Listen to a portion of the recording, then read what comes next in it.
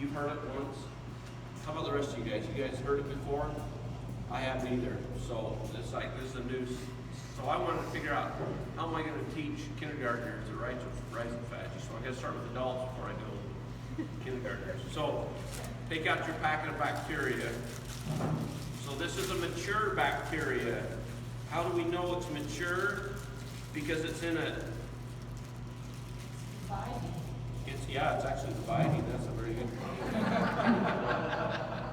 It's in a rod shape. Okay.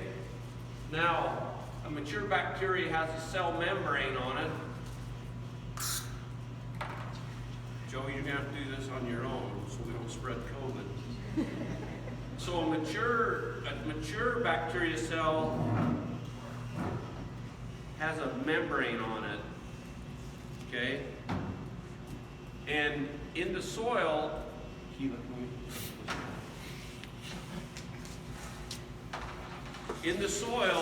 that microbe, as it's maturing, is loading its cell membrane up with all the micro and macronutrients that are in the soil. Okay? It's got everything. Now, we don't quite understand how the plant selects this type of bacteria, and why does it get yellow sparklies instead of green sparklies or blue sparklies?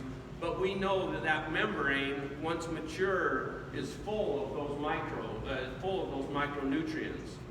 So the plant is farming because it's feeding sugars out the root to make these microbes happy.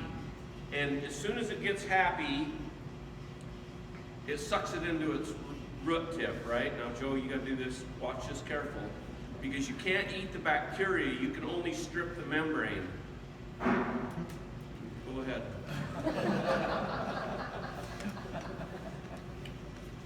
Don't eat. You can't eat the damn bacteria. Now, this is a good example of what not to do if you're a plant. Look, the plant cannot eat the bacteria because he's going to spit it back out his root hair, and it's going to go back into the soil. When it goes back into the soil, Joey, you're a bad example now. When the microbe gets spit out of the root, it comes out as a protoplast. It has no membrane on it. It's in the round circle. Do you remember that? But now it's ready to go back into the soil and start picking up micronutrients and rebuild its membrane. So Joey's example is, now this really does occur in rhizophagy. Some of the bacteria get consumed and killed. They don't know why.